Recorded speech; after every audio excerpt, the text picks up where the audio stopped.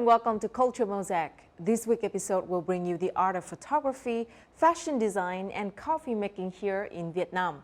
The Central Highlands and its people of different ethnic backgrounds is always a great source of inspiration for artists. But a 66-year-old photographer went fully devoted to portraying the beauty of this land and its people by living with ethnic groups in the Central Highlands for years. Let's learn more about the man behind beautiful photos of this land in our culture and lifestyle. Moving on to fashion, as you all know, áo dài is considered a quintessence of Vietnamese culture. How does the foreign fashion designer add a twist to it and bring us more possibilities of áo dài? We'll talk with him in our On the Mic. And last but not least, coffee drinking culture is big here in Vietnam. But how about professional coffee making and serving at home through the home barista model? We'll learn more about this trend in our Connecting Cultures. A photographer spent months and years living with ethnic groups in the Central Highlands to take photos of them. Let's talk to the lead designer of Chula, Diego Cotizas, to learn more about the possibilities of the traditional áo dài, a treasure of Vietnam. Home barista, preparing and serving professional coffee in the comfort of home. How is this trend developing in Vietnam? We'll learn more in our Connecting Cultures.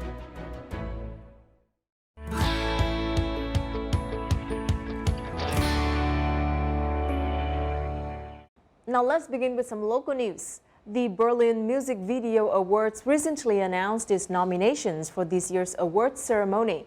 Notably, this year singer Đồng Lan has become the first and only Vietnamese artist to be nominated in the category for Best Song for the 2021 Berlin Music Video Awards with her original song Đừng yêu một mình or Don't Love Alone. Among the nominees were world-famous names such as Selena Gomez, Lana Del Rey, and The Weeknd. The Berlin Music Video Awards is an international festival that puts filmmakers and the art of making music videos in the spotlight.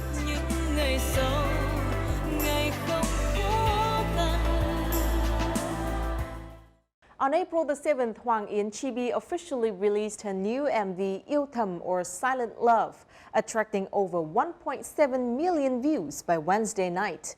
Yêu Thầm is a ballad that was written exclusively by singer-songwriter Lily for Hoàng Yến Chibi. The MV for Yêu Thầm revolves around the story of three close friends, wherein Hoàng Yến Chibi plays the role of a girl who secretly loves the only boy in the group. She fantasizes about a happy future with him, but later realizes that the boy's feelings are not for her. She accepts it and calmly leaves. Yêu Thầm also marks the first collaboration of Hoàng Yến Chibi and rapper Thiling.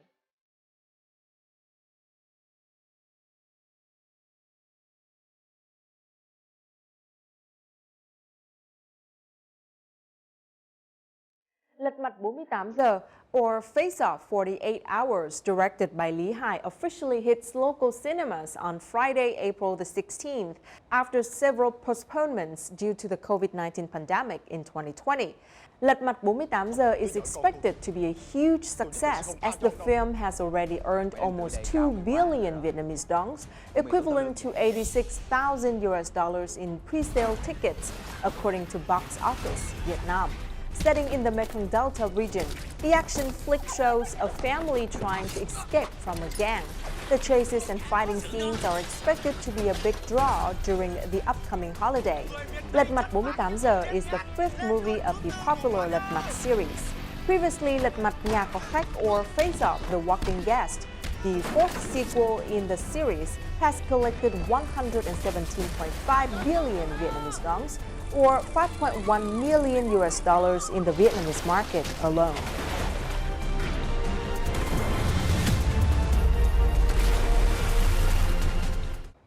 Vietnam's stunning seas and islands have been impressively represented in a new video posted on YouTube by the Vietnam National Administration of Tourism on April the 6th, titled Travel to Love Seas Beckon. It's the third video of the Discover Vietnam program, which aims to attract both domestic and foreign visitors. For over 60 seconds, the video brings visitors closer to the beautiful and charming images that make up Vietnam's marine tourism brand, with stunning beaches and sunshine, rich ecosystem, and vibrant colors of Vietnamese cuisine, offering viewers moments of relaxation and peace, helping re-energize and inspire new journeys.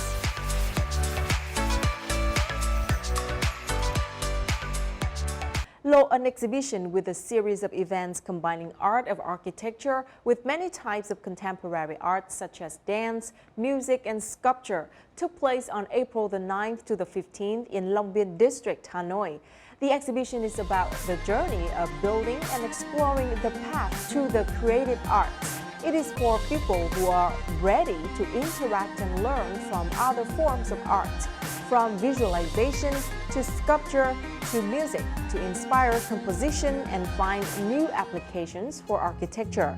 On a 500 square meter campus and a single floor, the architects recreate space, divined and arrange the aisles in order to bring a new experience in displaying and introducing art products to audiences.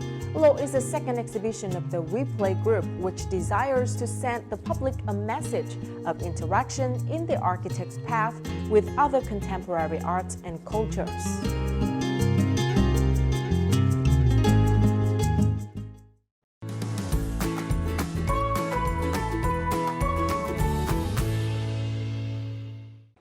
What do you think about the photos?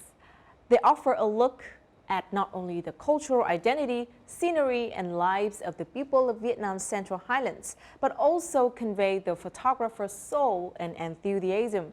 The photographer who took those photos invested his whole fortune into buying cameras and spent months and years living with ethnic groups in the Central Highlands.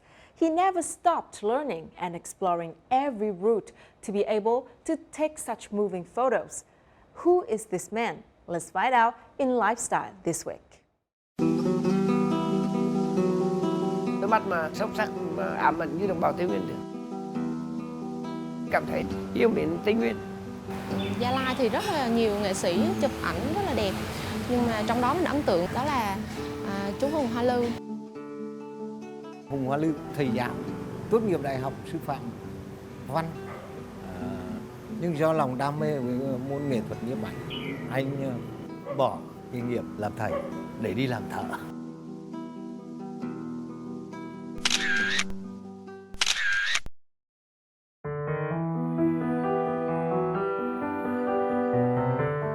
On a bright sunny day, it is easy to see photographer Hùng Hoa Lư wandering around the roads of the Central Highlands, searching for rustic beauty hidden somewhere, or to capture some of the subjects he has been photographing for more than a decade, such as the cows and herdsmen of the Central Highlands. Vì những đàn bò rất đẹp, vì những con đường đất đỏ Ba Gian của Tây Nguyên rất đẹp, tôi muốn chụp đàn bò. Hiện cuộc sống của họ rất khó khăn, mình cũng rất thương yêu họ vì mình là người đã từng sống ở đây, cho nên mình rất là cảm xúc. Thực tế tôi học Đại học Huế, nhưng mà vào đây là tự nhiên thấy cuộc sống đồng bào nó rất là hoang dã, cái hoang dã rất núi rừng. Vì nhờ cái khí hậu, thời tiết khắc nghiệt của Tây Nguyên mới có bức ảnh mình cảm thấy yêu mến Tây Nguyên. It is said that Hùng Hoa Lư became a famous portrait photographer because his photos convey vitality, confidence, and humanity, and have preserved the pristine beauty of the Central Highlands. Chú Hùng Hoa Lư thì có rất là nhiều tác phẩm đẹp với bức ảnh mà nó mang tính chất đặc tả về con người Tây Nguyên, thông qua cái làn da rám nắng, cái làn da sương gió, cái làn da những cái vùng đất nóng bỏng mà nó tạo ra những cái vết hằn thời gian nhăn nheo, và có những cái đôi mắt hoang dại, long lanh, nó trong trẻo. Cái nếp nhăn của họ rất đẹp.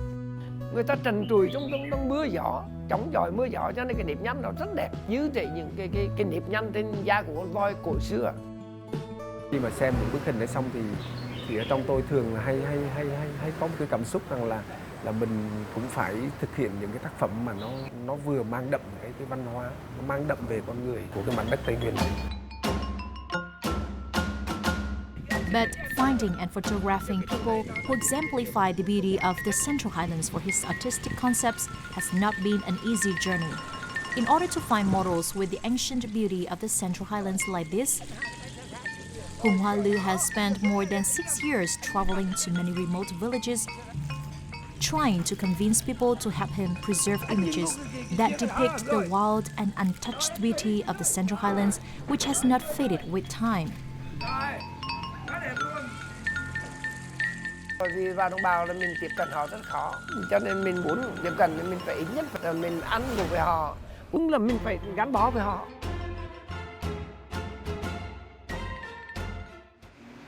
When he finds the right people for his photos, with his experience and creativity, Mr. Hùng always comes up with creative ideas so that he can tell different stories through his photos. Những bức ảnh mà tấm đắc là thực tế là cái bức ảnh mà tôi thích nhất là bức hiện tại và tương lai. Cái hình ảnh mà tường nhà mồ của đồng bào rất đẹp. Tình cờ tôi chụp một cái tường nhà mồ trong quán cà phê.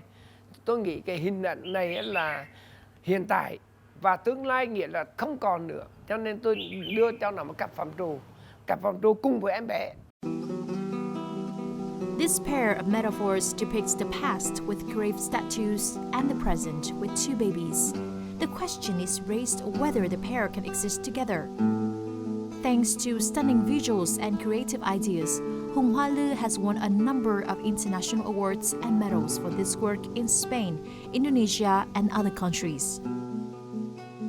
But Hùng Hoa Lü's biggest reward, and one that's always on his mind, is his passion for taking photos of the Central Highlands.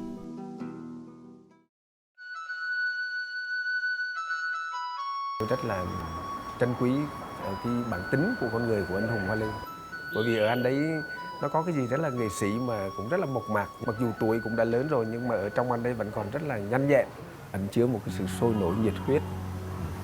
Vì gốc của mình ở Quảng Trị, mình đã lập gia đình và sinh con đẻ cái ở đây rồi, thì rõ ràng là mình sẽ gắn bó lâu dài. Chắc chắn là sau này có chết đi chắc mình phải nằm lại trên mảnh đất Tây Nguyên rồi. Nếu còn sống ngày nào thì mình cũng có thể bạc bãi đi, rong ruổi trên cuộc đời.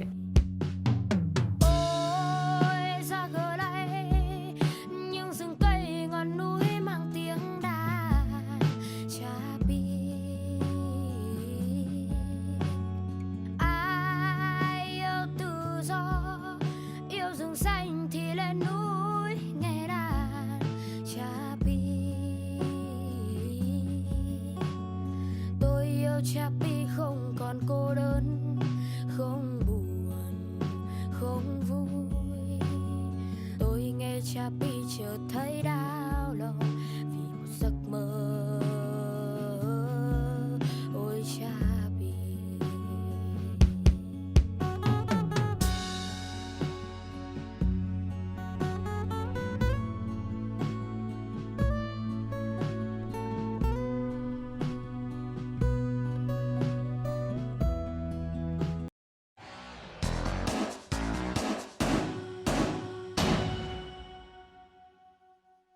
From block printing to ethnic textiles to European art, there are just so many elements that you can bring in to create myriad of new designs for an áo dài, well known worldwide as the traditional costume of Vietnam.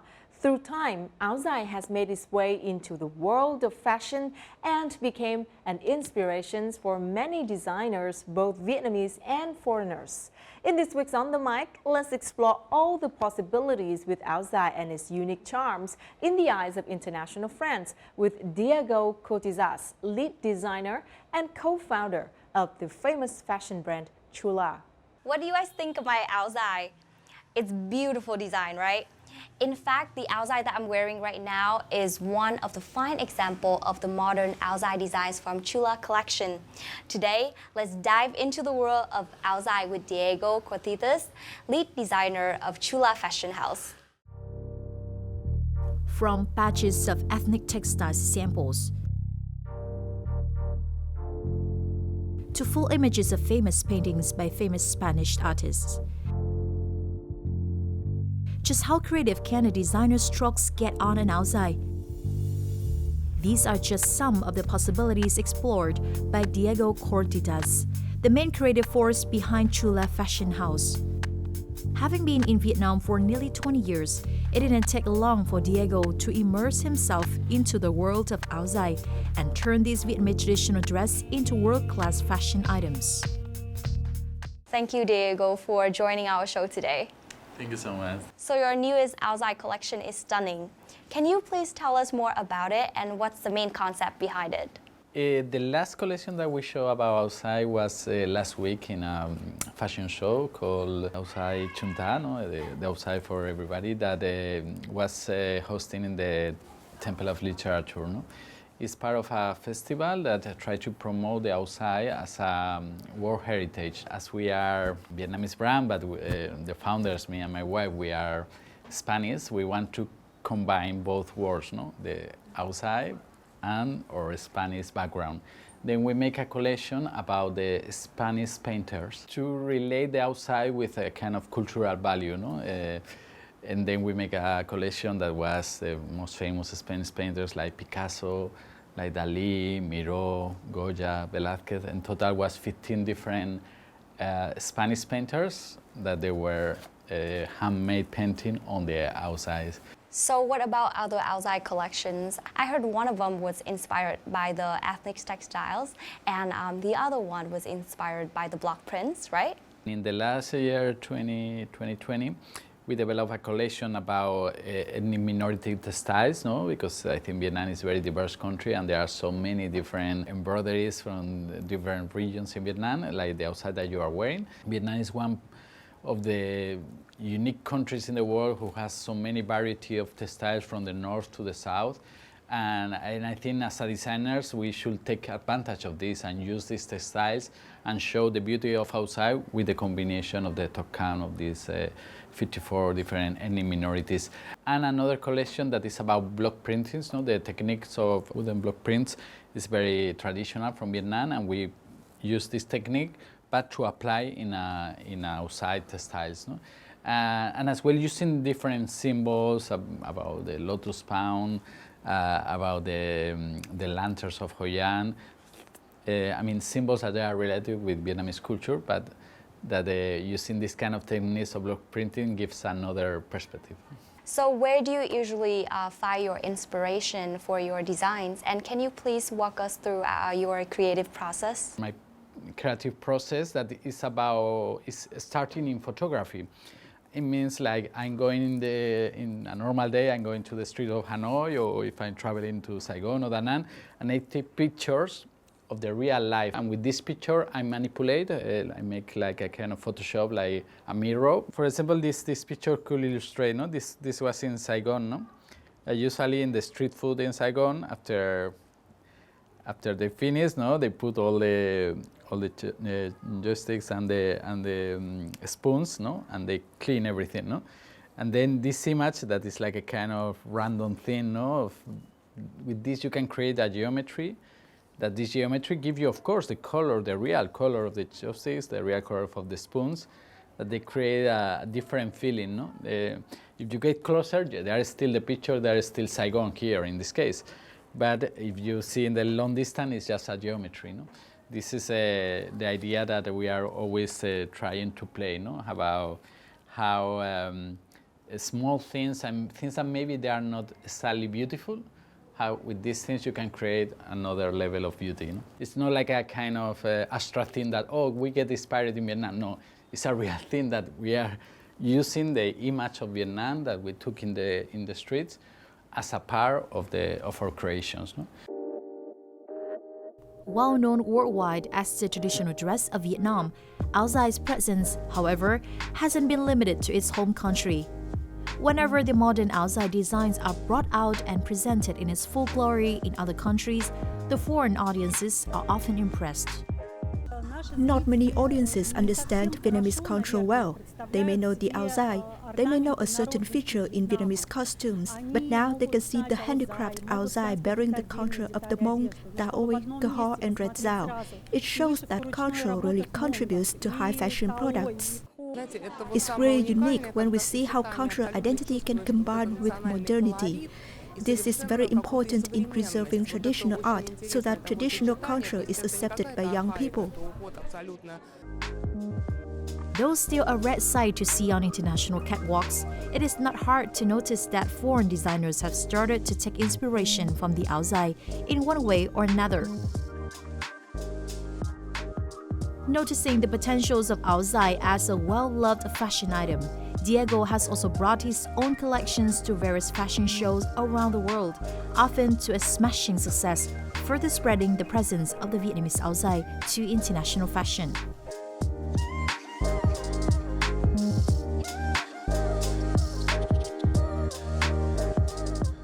You've been participating in many fashion shows around the world, right? So probably you have seen a lot of collections inspired by modern áo dài as well as áo dài itself. So as a designer, can you explain why the type of dress like áo dài is attractive in the modern fashion? There are just few traditional dresses in the world that they are kind of universals, no? I think, for example, in India, the sari is something that when you see a woman wearing the sari, you clearly recognize, or the Japanese kimono. Áo dài is one of these traditional dresses that everybody recognizes in the world. When some Vietnamese lady is outside of Vietnam and wearing áo dài, it's very easy to say, oh, you are from Vietnam, no? Because it's, and then of course it's something that we noticed from the beginning, that when we start to make fashion shows abroad, in Paris, in New York, in Madrid, in Berlin, when you as well show some of the outside collection, the people instantly like it. Thanks to that, maybe other designers from Italy, from France, they will be interested, and they design inspiration of the outside for their own collections. Does working with an áo dài open up a stream of creativity for you as a designer? From the point of view of a designer, why I say, oh, I like to design áo dài.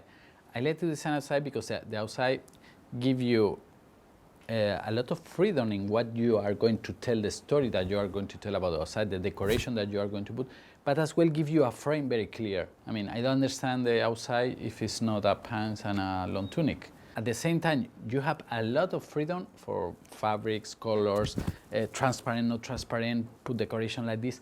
Even, and it's a long dress, you have a lot of space. You can play with many things, with the front, with the back, with the, you know, if it's more heavy material, not heavy.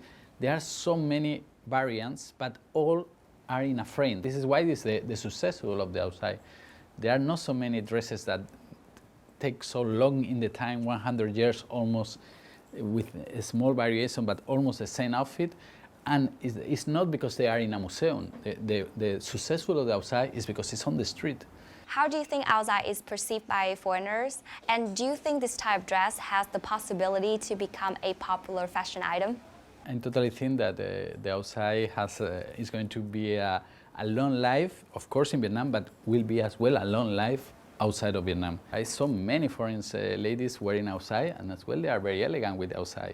It's not, sometimes I discuss with other designers like, oh no, but áo dài is just for Vietnamese women or maybe just Asian women, but the rest is not really elegant. And no, there are girls with different kind of bodies, more tall, more curves, and still they could be beautiful with the áo dài. Of course, you need to custom made this áo dài more, but this is part of the what is a designer work, no? To really make every different kind of body, every different kind of beauty still comfortable with this art of piece that is the áo dài. And I really think that the áo dài will be the best ambassador of Vietnamese culture abroad. Thank you, Diego, again for joining our show today, and I wish you the best for your future endeavors. Thank you so much. It's a pleasure for me to be here.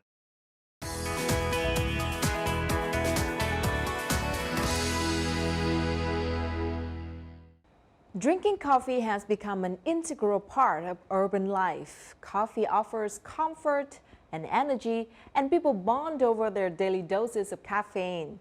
While meeting up at a cafe is nothing new to Vietnamese people, a new trend has emerged among city dwellers: home barista, preparing and serving professional coffee in the comfort of home. It's already very popular in the West and has made its way to Japan and South Korea before influencing a remarkably large community in Vietnam. This week's Connecting Cultures has more.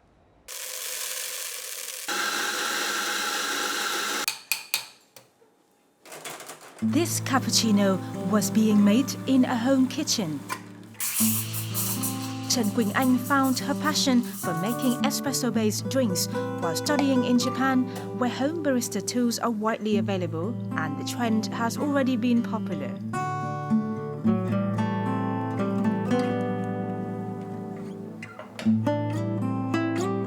Khi mà mình mới bắt đầu thích cà phê thì mình chỉ pha và rủ bạn bè mình uống cùng thôi.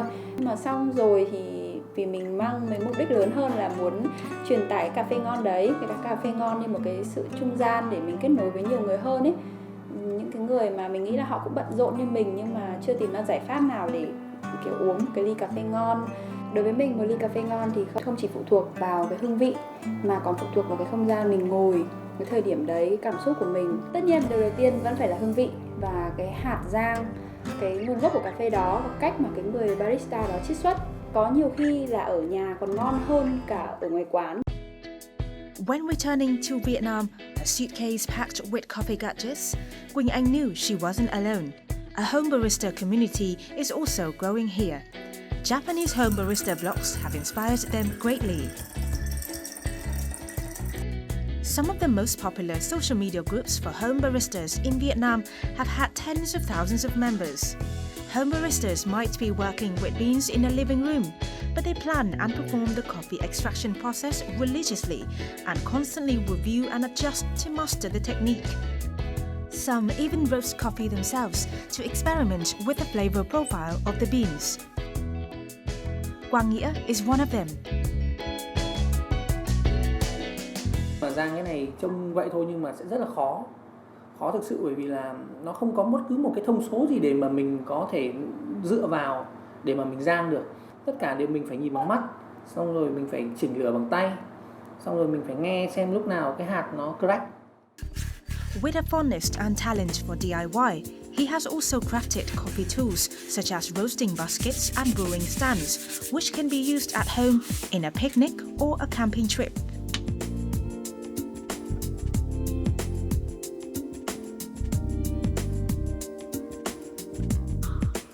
Ở ngoài quán thì mình ra đấy là mình chỉ cầm cái cốc cà phê của họ nhé. Nhưng khi mà về nhà thì mình được, ngoài việc cầm cốc cà phê của mình còn được nhìn thấy những cái sản phẩm của mình. Mình thích thủ công, thế nên là mình làm mọi thứ nó thuần thủ công nhất có thể. Nó mang lại cho mình cái trải nghiệm trong lúc rang ấy, nó thú vị hơn là cái việc mà mình phải rang bằng máy. Several young Vietnamese started consuming drops of bitterness, as described by a famous rock song, since university, and the instant street-side drink has become a staple in their work life too. But more and more coffee enthusiasts in Vietnam now believe that decent coffee should be as palatable and fragrant as the juice of a ripe, succulent berry, and it requires efforts.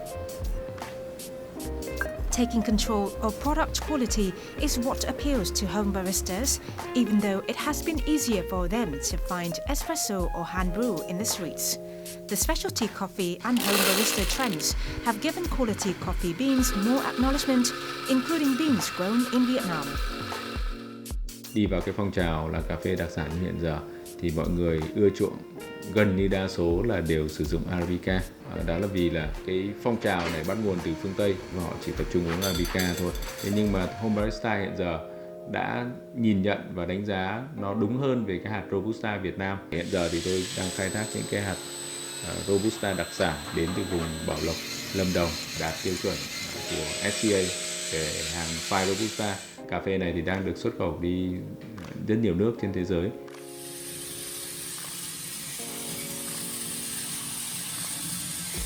Mình nghĩ là dần dần mọi người sẽ thay đổi dần cái phương thức uống.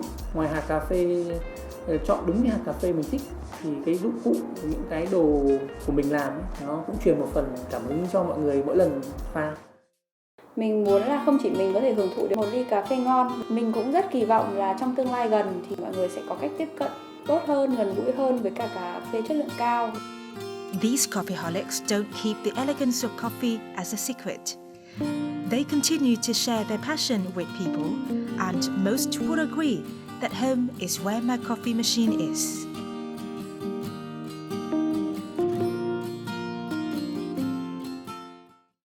And that is the end of our program. If you'd like to catch us online, download the VTV Go app from your Google Play or App Store, or tune in our YouTube channel at youtube.com/VTV4Go for more of our programs.